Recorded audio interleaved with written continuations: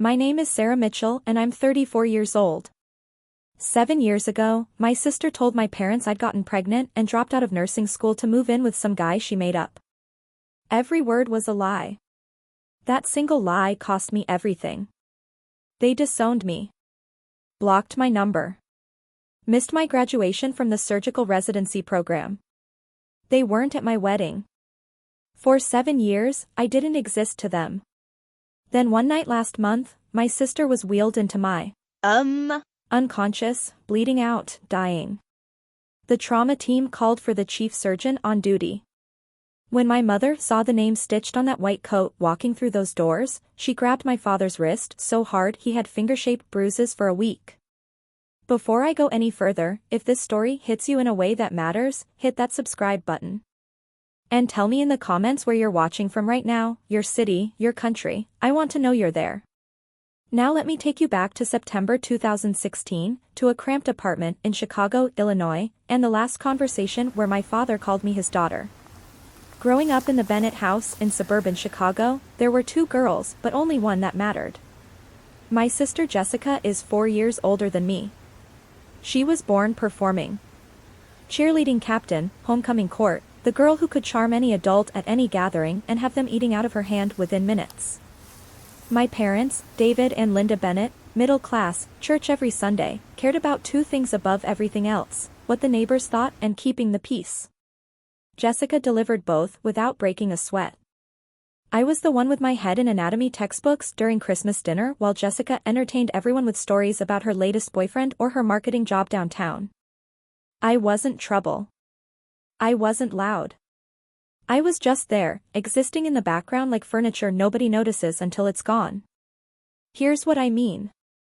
Sophomore year of high school, I won a regional science competition, the only student from our entire district to place. Same weekend, Jessica had a sorority alumni brunch. Guess which one my parents attended? When I showed them my trophy, Dad glanced at it and said, "That's great, honey," and went back to reading his newspaper. He never asked what my project was about. Not once. I convinced myself it was fine. I didn't need the spotlight. I poured myself into pre-med courses, volunteer work at the local hospital, applications to nursing programs. If I couldn't be the daughter they celebrated, I'd be the one they couldn't ignore. And for about 6 months, I was. The acceptance letter arrived from Rush University Medical Center's accelerated nursing program on a Tuesday afternoon. Jessica was visiting that weekend from her apartment downtown. She was 26, working in pharmaceutical sales, decent money, decent life. Decent was always going to be Jessica's peak, though she'd die before admitting it. Dad opened the letter at the dinner table. His eyebrows went up. Rush Medical Center, he said slowly, like he was trying the words out. That's a real program. He looked at me then, really looked at me, and said 6 words I'd been waiting my whole life to hear. Maybe you'll actually make something of yourself, Sarah. It wasn't a compliment, not really, but it was the closest thing to approval I'd ever gotten from him, and I held onto it like a lifeline. Mom called her sister that night. Called our neighbor Mrs. Humphrey. Called 3 people from church. Sarah got into nursing school at Rush. Can you believe it? Her voice had this tone I'd never heard before directed at me. Pride. Real, honest-to-God pride. At dinner, I looked across the table at Jessica. She was smiling, but the smile stopped at her lips. Her eyes were doing something else, something cold and calculating. I see it now. Back then I just thought she was tired. That month, Jessica started calling me constantly. 3-4 times a week. How's your apartment search going?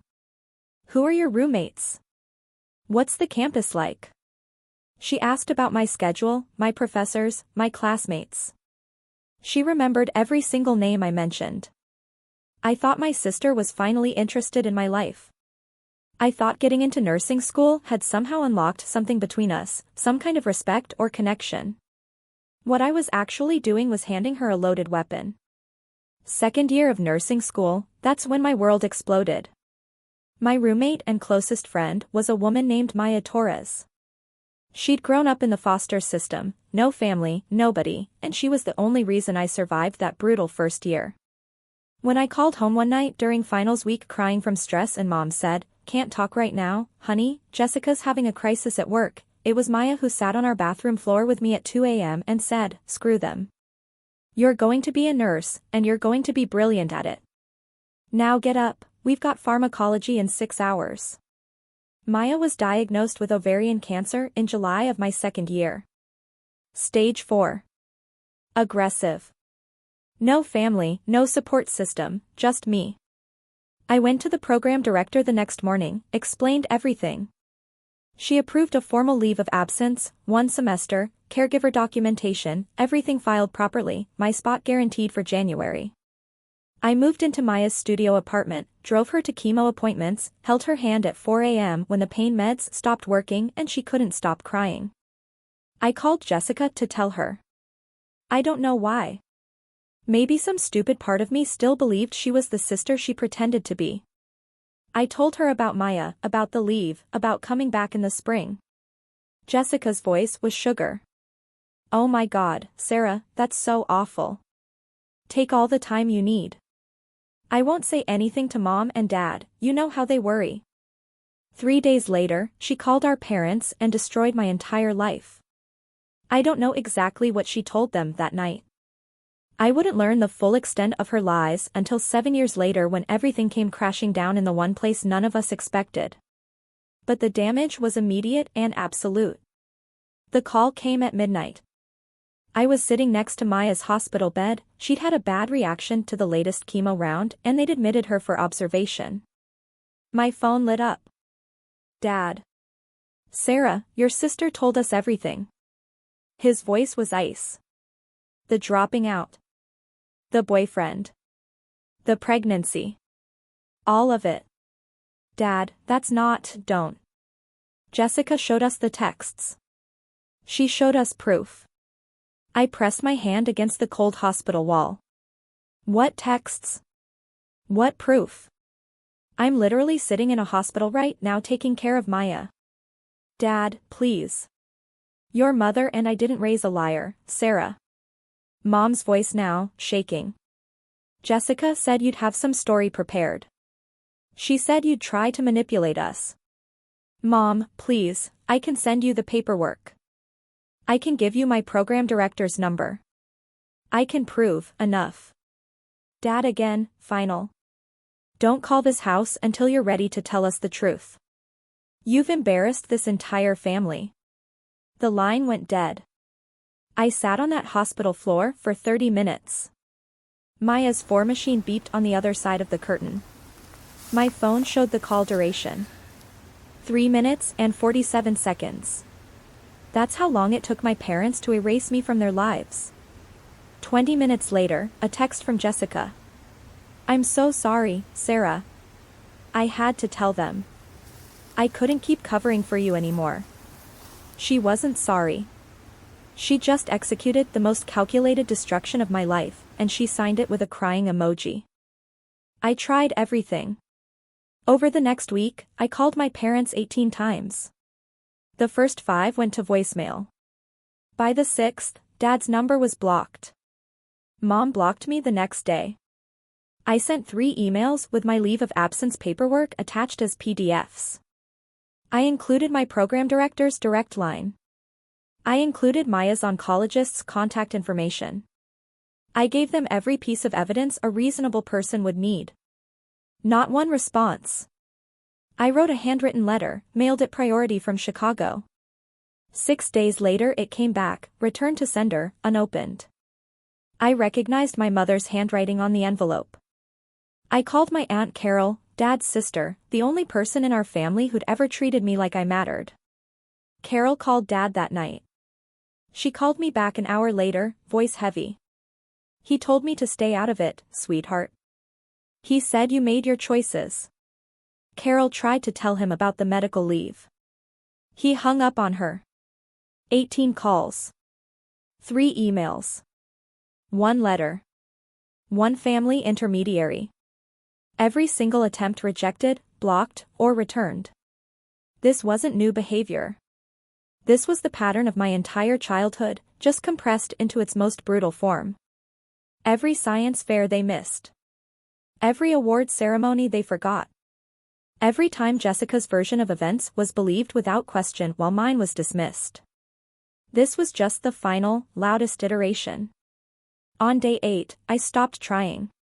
Not because I gave up. Because I realized they'd made their choice a long time ago. Jessica just gave them permission to stop pretending. Maya died on a Sunday in November. Quiet. Just the monitor going flat and cold morning light through the hospice window. I was the only person in the room. No one from my family called. No one knew. The one person I'd told, Jessica, was too busy maintaining her lie to care that the reason for my leave of absence had just stopped breathing. I organized a small memorial. 8 people came. Maya's former foster sister. A couple of classmates. A hospice nurse who'd gotten attached to her. I stood in a chapel that could hold 100 people and read a eulogy to rows of empty chairs. I didn't cry, not because I wasn't destroyed, but because I'd been crying for 4 months straight and there was nothing left inside me. That night I sat alone in Maya's apartment surrounded by her things. Her coffee mug in the sink. Her jacket on the hook by the door. I opened my laptop and stared at the re-enrollment application for the spring semester. Then I found it, tucked into her copy of Grey's Anatomy, Our Little Joke. She'd bookmarked the chapter on ovarian pathology with a sticky note. Her handwriting, shaky but deliberate. Finish this, Sarah. Become the nurse I know you can be. Don't you dare let anyone, especially your own blood, tell you who you are. She'd written it weeks before she died, knowing she wouldn't be there when I needed it most. I filled out the re-enrollment form. 2 choices, crumble or climb. I chose to climb. Not for my parents. Not for revenge. For Maya. And for the version of myself she believed in.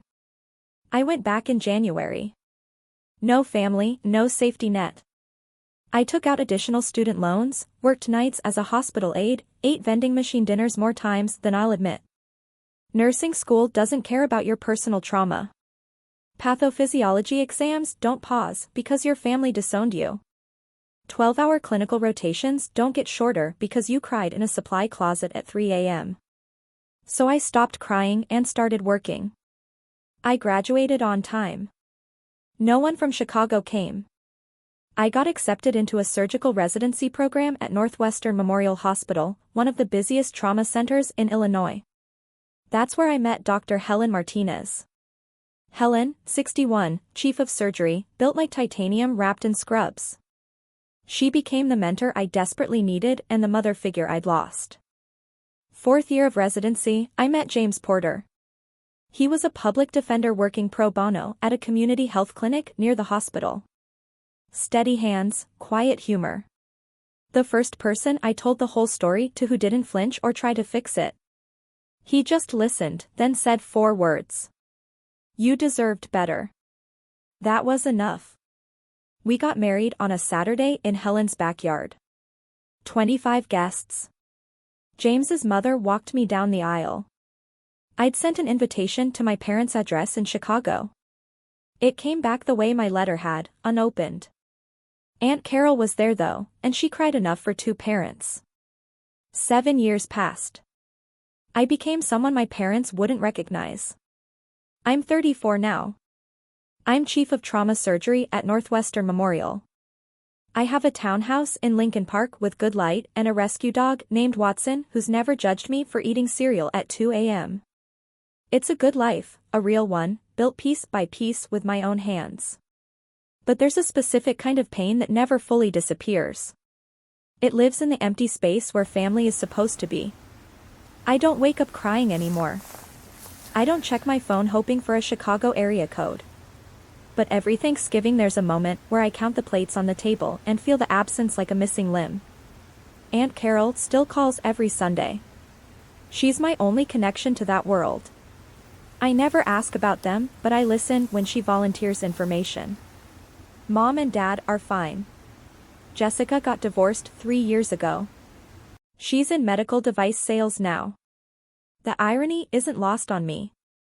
Last week Carol called with something different in her voice. Careful. Sarah, there's something you need to know about Jessica. Something serious. Before she could finish, my pager went off. Mass casualty incident. I told Carol I'd call her back. I never got the chance, because what Carol was trying to warn me about was already on its way, racing down Lakeshore Drive in a car that was about to run a red light. And in less than an hour, that warning would be bleeding out on my operating table with my parents in the waiting room and my name on the chart. I just didn't know it yet. Carol had been feeding me pieces over the years, carefully, like defusing a bomb one wire at a time. The picture she painted was worse than I'd imagined. For 7 years Jessica maintained the story. At every holiday, every family gathering, she played the role of the heartbroken older sister. We don't talk about Sarah, she'd tell cousins. It's too painful for mom and dad. But she didn't stop at silence. She added details. Told our grandmother I was in rehab. Told our uncle's wife she'd heard through mutual friends I was homeless, couch surfing. She told our mother 2 Christmases ago that she'd tried reaching out to me and I'd refused, that I was the one who'd cut them off. She flipped the entire narrative. The genius of it, and I use that word with absolute disgust, was that Jessica didn't need my parents to forget me. She needed them to believe I'd abandoned them. That way their grief became proof. Their silence became justified. And she remained exactly what she'd always been, the loyal daughter, the only one who stayed. James told me something over coffee one morning 8 months ago. He'd been sitting on it for years. 2 years ago, he said carefully, setting his mug down the way he does when he's delivering bad news in his lawyer voice, I got a call from HR at Rush. Someone using a fake name contacted them asking about your employment record, whether you'd ever been disciplined, if your credentials were legitimate. I stared at him. Who? I had a colleague trace it. The IP address came back to a Starbucks in downtown Chicago, but the phone number was registered to Jessica's zip code. The kitchen went very quiet. Watson's tail thumped against the floor. She was hunting for something, I said. Anything she could use to keep the story alive. To prove you were a fraud, James confirmed. She didn't find anything. No, I said quietly, because there's nothing to find. He reached across the table and covered my hand with his. That's not sibling rivalry, Sarah. That's pathological. He was right. Jessica hadn't told a lie and moved on. She'd built an entire architecture of deception and spent 7 years reinforcing it. Every holiday story, every whispered rumor, every fake background check was another brick.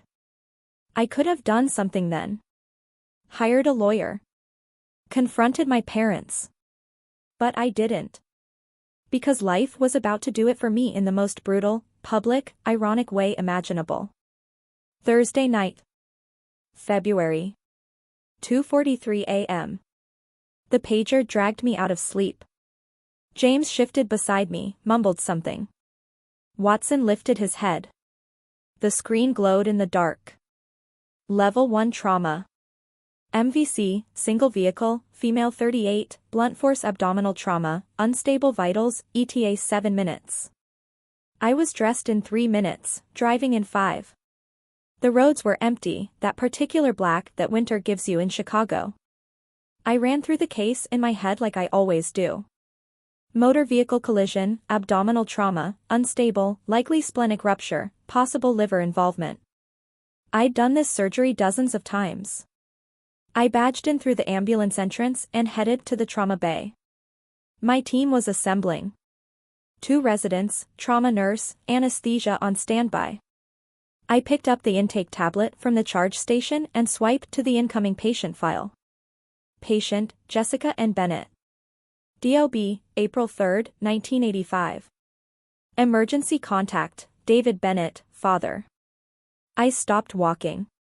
The hallway noise, the beeping monitors, the overhead pages, the squeak of shoes on linoleum, it all pulled back like a wave receding. For 3 seconds, maybe 4, I wasn't a surgeon. I was a 27-year-old sitting on a hospital floor in Chicago, phone warm in my hand, listening to a dial tone after my father hung up on me. Dr. Mitchell. My charge nurse, Karen, appeared at my shoulder. You okay? I looked up, blinked, set the tablet down carefully. I'm fine. Prep Trauma Bay 1 and page Dr. Okafor, I want him on standby for vascular if we need it. The ambulance siren wailed closer. And behind that ambulance, I knew without seeing, were two people I hadn't faced in 7 years. The ambulance doors burst open and the gurney came fast. Jessica was strapped down, unconscious, oxygen mask fogging with shallow breaths, blood soaking through her shirt, one arm hanging limp off the side. Paramedics rattled off vitals. BP dropping, heart rate climbing, 2 large-bore IVs running wide. Behind them, running, my parents. My mother looked like she'd aged 15 years. Hair thinner, face drawn. She was in a robe and sneakers, thrown on in a panic. My father was in a sweatshirt and jeans. His face was gray. That's my daughter, he shouted past the triage nurse. Where are you taking her? I need the doctor. Now. The nurse, a guy named Marcus I'd worked with for years, put both hands up. Sir, family waits in the surgical waiting area. The trauma team is already here. Our chief is handling this personally. The chief. Dad grabbed Marcus's arm. Get me the chief. Right now. Marcus glanced through the partition toward the trauma bay. He looked at me, gowned, gloved, my badge hanging from my scrub top. He read it. His eyes went wide for a fraction of a second. I gave a tiny shake of my head. Not now. Marcus composed himself. Sir, the chief is prepping for surgery. You'll be updated as soon as possible. The waiting room is down the hall. My parents were led away. Mom was whispering prayers, hands clasped so tight her knuckles were white. Dad kept turning back, looking through every window. She's all we have, he said to no one. Please, she's all we have. I heard it through the glass. Every word. She's all we have. As if I'd never existed. I stepped into the scrub room alone. 20 seconds, that's all I allowed myself. I turned on the water, let it run hot, looked at myself in the steel mirror above the sink. Scrub cap on, badge visible, the face of a woman who'd been surgically removed from her family. Now being asked to surgically save the woman who held the knife. Part of me wanted to walk out. Call Okafor, let someone else handle it. Let my parents owe their daughter's life to a stranger. That would be cleaner. But there was a woman on that table with a ruptured spleen and what looked like a grade 3 liver laceration, losing blood faster than we could replace it. She was going to die in the next 40 minutes if the best surgeon in this building didn't operate. And the best surgeon in this building was me. I paged Okafor directly. Conflict of interest disclosure, the patient is family. I'm documenting it now. If my judgment is compromised at any point, you take over. No questions. Okafor's voice was steady. Understood, Chief. I pulled on fresh gloves, pushed through the hors doors, and looked down at the table. My sister's face, pale, bruised. There were lines around her eyes that hadn't been there 7 years ago. For 2 seconds she wasn't the woman who destroyed my life. She was a body on my table. And that was exactly how I needed her to be. Let's go. Scalpel. 4 hours and 12 minutes. That's how long it took to repair what the steering wheel and dashboard had torn apart. Ruptured spleen, removed. Grade 3 liver laceration, repaired with precision sutures, layer by layer. Internal bleeding from mesenteric vessels, clamped, cauterized, controlled.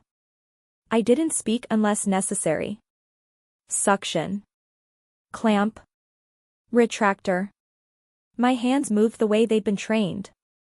Steady, deliberate, fast when speed mattered, slow when precision mattered more. The residents watched, they always do, and I felt their attention sharpen when the liver repair got complicated. I didn't falter. At 7:05 a.m.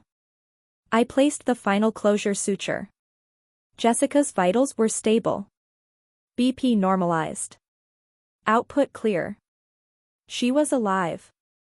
Dr. Okafor, standing silent in the corner the entire time, pulled his mask down. "Sarah," he said quietly, "that was flawless. You want me to talk to the family?" I peeled off my gloves, dropped them in the bin, washed my hands. Same motions I'd done 10,000 times. "No," I said. "This one's mine." The waiting room had that fluorescent stillness hospitals get at 7 a.m. A few other families scattered in corners. A TV murmuring news to nobody. And in the center row, sitting rigid, sleepless, terrified, were my parents. I pushed through the doors, still in surgical scrubs, mask pulled down, cap off, hair pulled back. My badge hung at chest level. Dr. Sarah Mitchell, MD, FACS, Chief of Trauma Surgery. Dad stood first. "Doctor, how is she?" "Is Jessica?" He stopped. His eyes dropped to my badge, rose to my face, dropped to the badge again. I watched the recognition move through him like something physical, a tremor starting in his hands and climbing to his jaw. Mom looked up half a second later. Her lips parted. No sound. Her hand shot to Dad's arm and clamped down with a force that would leave bruises. 5 seconds of silence. 5 seconds holding 7 years. I spoke first. Calm, clinical, the same voice I use for every family in this room. "Mr. and Mrs. Bennett, I'm Dr. Mitchell, Chief of Trauma Surgery. Your daughter Jessica sustained a ruptured spleen and grade 3 liver laceration. Surgery was successful. She's stable, currently in ICU recovery. You'll be able to see her in approximately 1 hour. Mr. and Mrs. Not Mom and Dad." I watched that land. Mom moved first, taking a step toward me, arms lifting, a sob breaking through. "Sarah, oh my God, Sarah." I stepped back. Half a step. Polite. Unmistakable. She froze, hands in the air between us, then slowly dropped them. Dad's voice came out like gravel. "You're a doctor." "I am." "You're the chief." "I am." But Jessica said, what exactly did she say? He closed his mouth, opened it, closed it. I could see his mind trying to reassemble 7 years of certainty crumbling in real time. Mom was crying now, not quietly. "We thought you dropped out. You thought I dropped out. That I was pregnant. That I had a drug problem. That I refused contact." I kept my voice level. No shaking, no tears. None of it was true, not one word. Through the glass behind me I could see Karen press her hand to her mouth. A resident looked away, jaw tight. Marcus set down his clipboard. Dad tried to redirect, old instinct. "This isn't the time, Sarah. Your sister's in ICU. I know, I just spent 4 hours making sure she survives, so yes, Dad, I'm aware." He had nothing. For the first time in my life my father had absolutely nothing to say. Mom reached for a chair to steady herself. "The letters," she whispered. "You said you sent letters." 2 emails with my medical leave paperwork attached. 1 handwritten letter, mailed priority. "You send it back unopened." "I recognized your handwriting." She pressed her fist to her mouth. "I called 18 times in 1 week. I asked Aunt Carol to intervene. You told her to stay out of it." I wasn't accusing, I was reciting facts. Facts don't need volume. Karen appeared at the door, she didn't know the full story, not yet, but she had hospital business. "Dr. Mitchell, sorry to interrupt," the hospital director saw the overnight trauma log. "He asked me to pass along congratulations on the surgical outcome." She said it routinely, no idea she'd just detonated a second bomb. Mom looked at me, eyes swollen, mascara gone, robe still on. "I need to check post-op vitals," I said. "Excuse me." I walked toward the ICU corridor, measured steps, spine straight. I didn't look back but I heard my mother's voice behind me, small and destroyed. David, what have we done?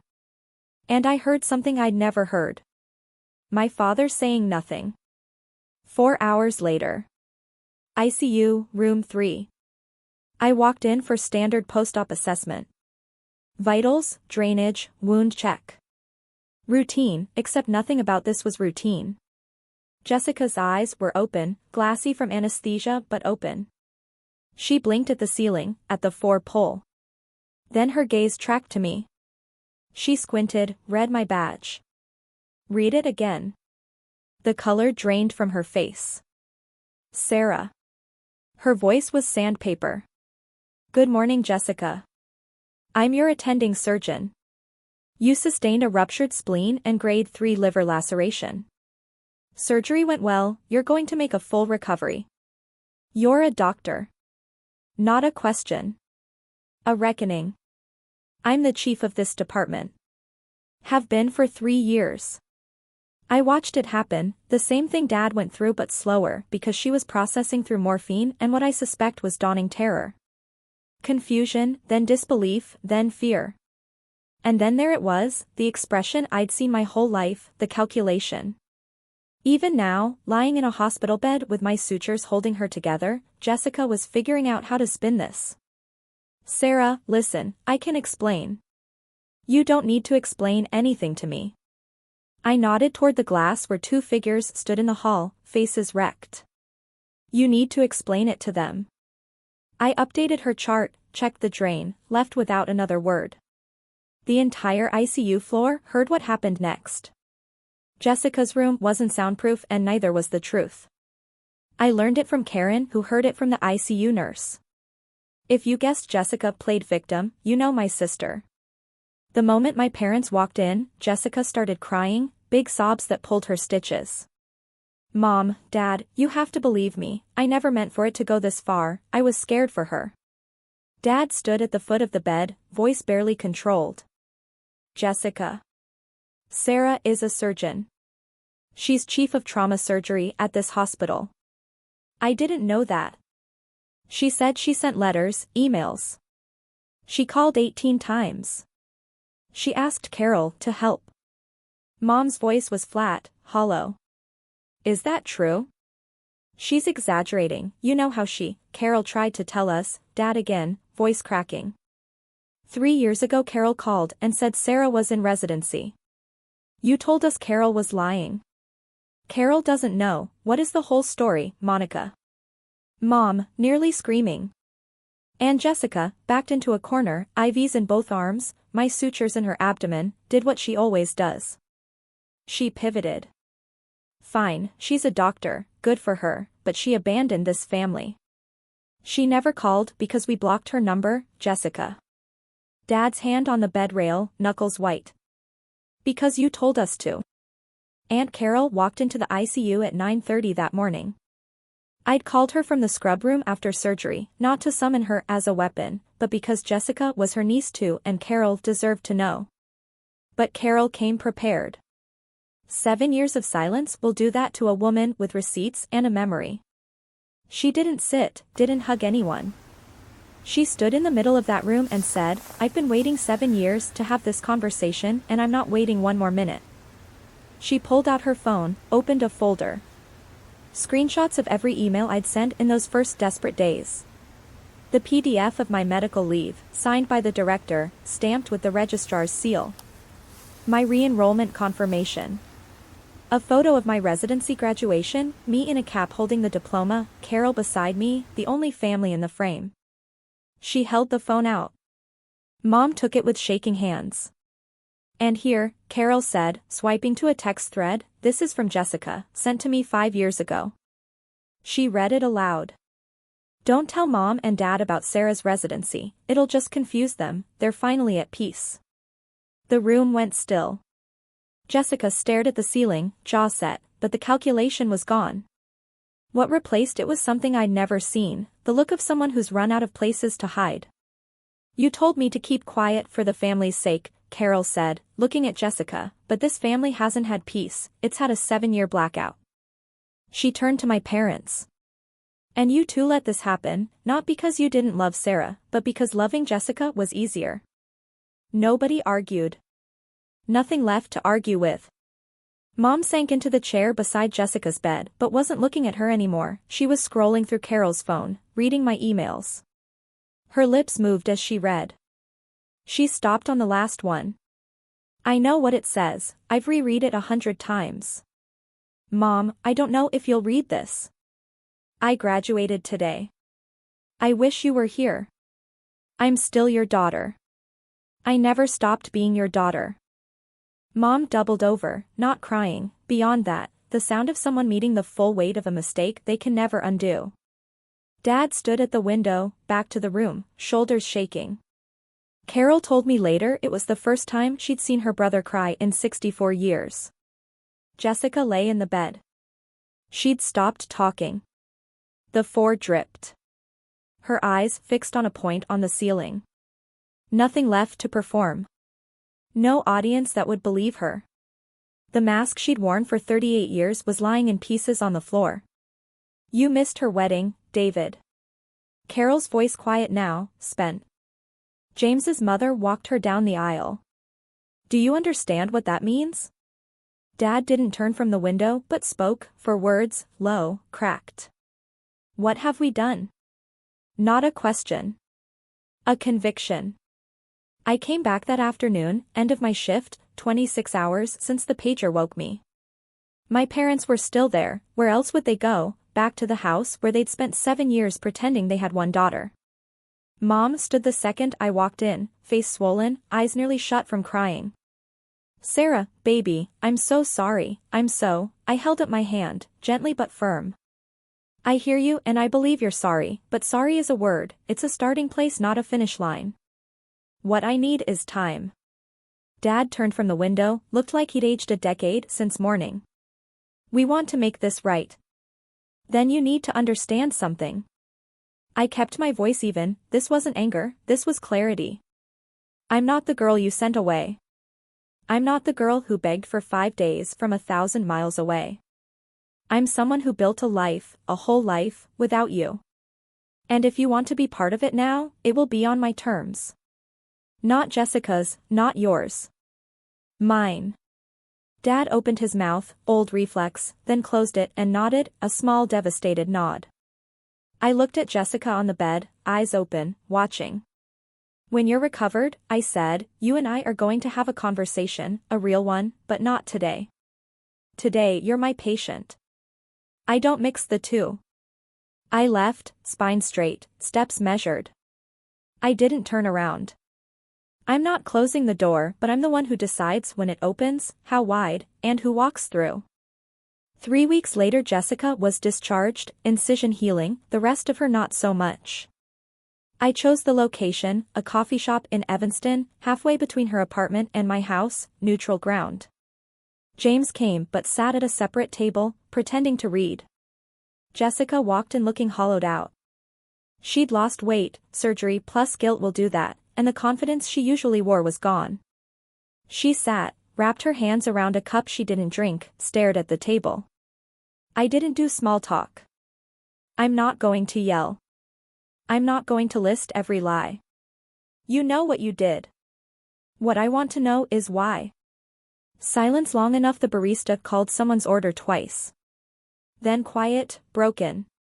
Because you were going to be everything I wasn't and I couldn't handle it. I let that sit. That's honest. First honest thing you've said to me in a decade. I'm sorry, Sarah. I know you are, but sorry doesn't give me back the years. Sorry doesn't put Dad at my wedding. Sorry doesn't unreturn that box Mom shipped back with my high school stuff like I was dead. She looked away, eyes wet, real tears. I know the difference now. Then she said something I wasn't expecting. I also tried to get your nursing program to revoke your leave. I told them you'd fake the caregiver documents. I stared at her. Your director wouldn't listen to me, he protected you. He didn't protect me, Jessica, he believed the truth, that's not the same thing. I leaned back, took a breath, this was the part I'd planned. I'm not cutting you out of my life, I said, but I'm setting conditions. Jessica nodded, small, defeated. You will tell the truth, the full truth, to every family member you lied to. Every aunt, uncle, cousin who spent 7 years thinking I was in rehab or homeless. You will correct every story. I will. And you'll do it in writing. An email to the family group chat, all 52 people, Carol will confirm receipt. Another nod. I met with my parents separately the next week. James drove. We sat at their kitchen table, the same table where Dad had read my acceptance letter. I'm open to rebuilding, I said, but I need you to go to family therapy, both of you, not for me, for yourselves. You need to understand why you believed a lie and never once checked. Dad's jaw tightened. We don't do that. That's exactly why we're here, Dad. Mom put her hand on his arm. David, please. He looked at her, looked at me, something behind his eyes cracked, not open yet, but cracked. Fine. I stood to leave, turned back. One more thing. James's mother walked me down the aisle. That happened. We can't undo it. But if you want to know your future grandchildren, you start now, not with grand gestures, with consistency. Apologies expire. Boundaries don't. 1 month later, the Physician of the Year ceremony. 150 people in the ballroom of the Palmer House downtown. Surgeons, department heads, administrators, donors, crystal glasses, a string quartet nobody listened to. I wore a navy dress. James sat front table looking natural in a suit. Helen Martinez beside him, faintest smile, the one she saves for moments she's been engineering for years. The MC stepped to the podium. This year's Physician of the Year, a surgeon whose clinical excellence and commitment to patients have set a standard for this institution. Dr. Sarah Mitchell, Chief of Trauma Surgery. Standing ovation from the surgical staff. I walked to the stage, spotlight warm, podium solid. I kept it short. 7 years ago I almost quit, not because I couldn't do the work but because I lost the people I thought I needed. What I learned is the people you need aren't always the ones you're born to, sometimes they're the ones who choose you. I looked at Helen, at James, at my team in the 3rd row. Then at the back, last row, 2 seats Carol had quietly arranged. My parents, Mom in a gray dress, Dad in a tie he clearly hated, both sitting with hands in laps, looking up with expressions I can only describe as grief and pride at war. And sometimes, I said, the ones you're born to find their way back. Late, but here. Mom covered her mouth. Dad stood with everyone else. Applause filled the rest. After, Dad found James near the coat check, stood in front of my husband. I owe you an apology. I should have been the one. James, gracious, extended his hand. With respect, sir, you should have been a lot of things, but we're here now. They shook. Dad's eyes were red. He didn't let go right away. Jessica sent the email on a Wednesday.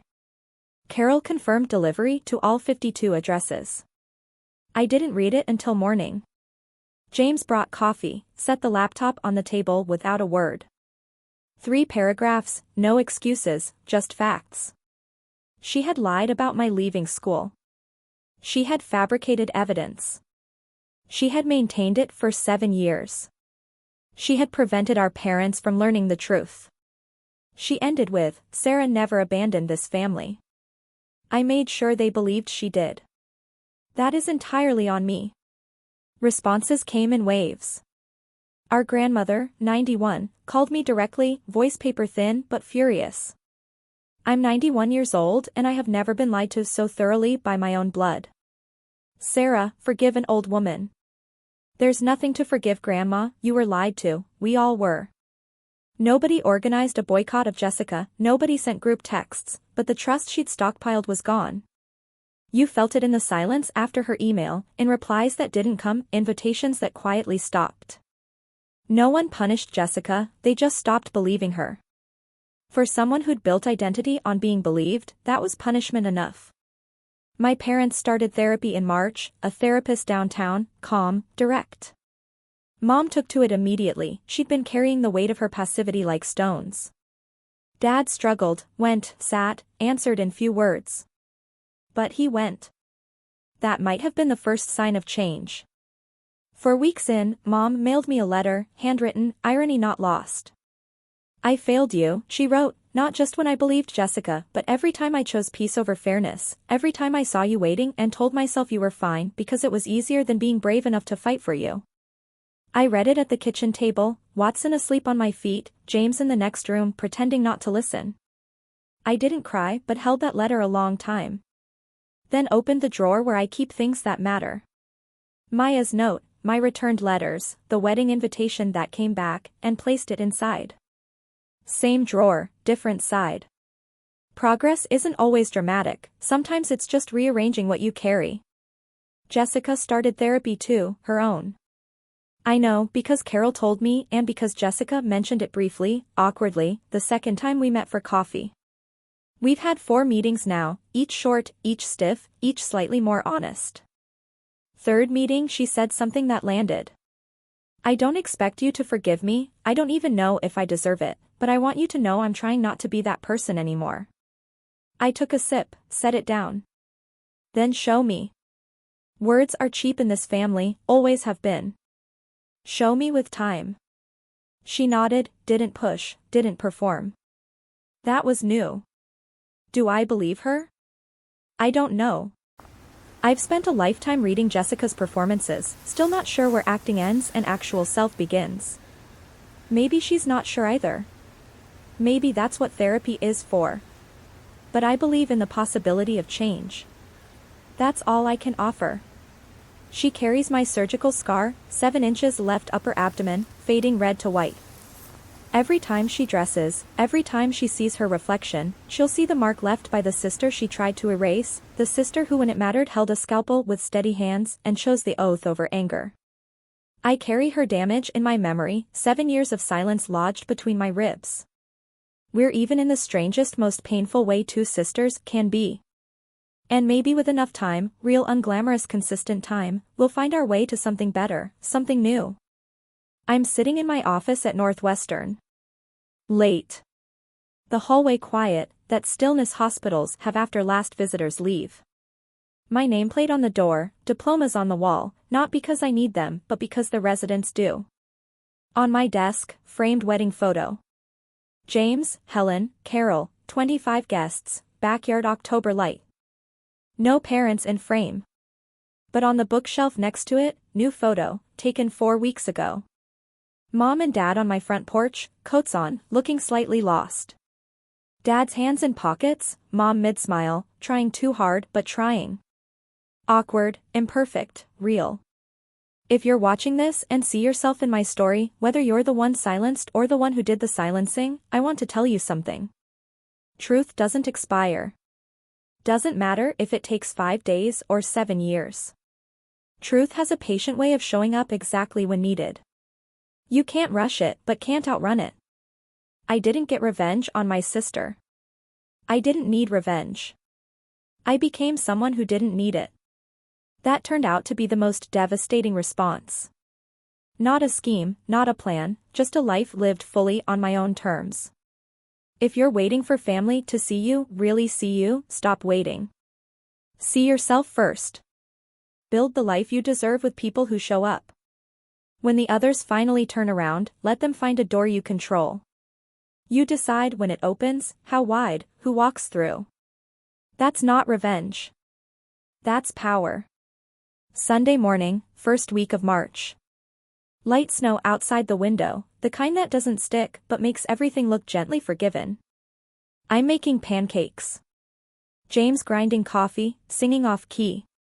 Watson stationed under the table, optimistic about crumbs. Doorbell rings. I wipe my hands, open the door. Mom and Dad on the porch in winter coats. Dad holding a bag of bagels like he's not sure what to do with his hands. Mom has a thermos of hot chocolate. Hi, Mom says, nervous, hopeful. Come in, I say, coffee's almost ready. Dad steps inside, looks around the kitchen, cataloging everything, the house he's never been in, the life he almost never knew existed. He clears his throat. Can I help with anything? I look at him, my father, 66 years old, standing in my kitchen for the first time, asking permission to be useful. You can set the table, Dad. He nods, goes to the cabinet I point to, takes out plates, counts them, looks at me. 4. 4. He sets them down carefully, one by one, like they might break. James hands him coffee. Mom hugs me at the stove, not dramatic, just quiet, arms around me, forehead against my shoulder, no words, holding on. Watson thumps his tail. Snow falls outside. Pancakes sizzle. It's not perfect.